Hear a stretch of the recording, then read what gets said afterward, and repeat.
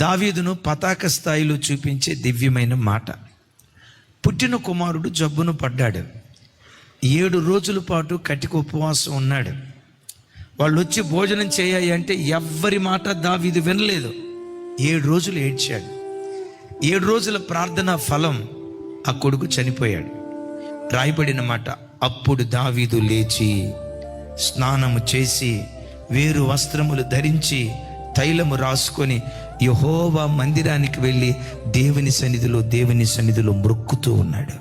కన్న కొడుకు మరణం కళ్ళ ముందు జరిగితే ఇలాంటి విపత్కరమైన పరిస్థితుల్లో కూడా దేవుని సన్నిధికి వచ్చి దేవుణ్ణి ఆరాధిస్తూ ఉంటే దేవుడు చూస్తుంటాడు, ఒరే దావీదా, నీవు నీ భక్తి, నన్ను నువ్వు ప్రేమించే విధానం, ఇలాంటి సంక్లిష్ట పరిస్థితుల్లో ఎలా నువ్వు రాగలిగావు?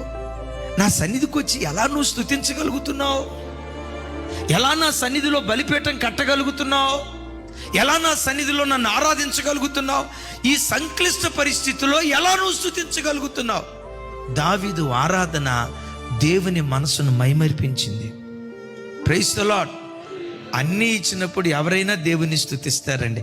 ఆ సంక్లిష్ట పరిస్థితిలో ఎవరైనా దేవుని స్తుతిస్తారా? అలా స్తుతించిన వాడే దావీదు. అందుకనే దేవుని మనసు గెలుచుకోగలిగాడు.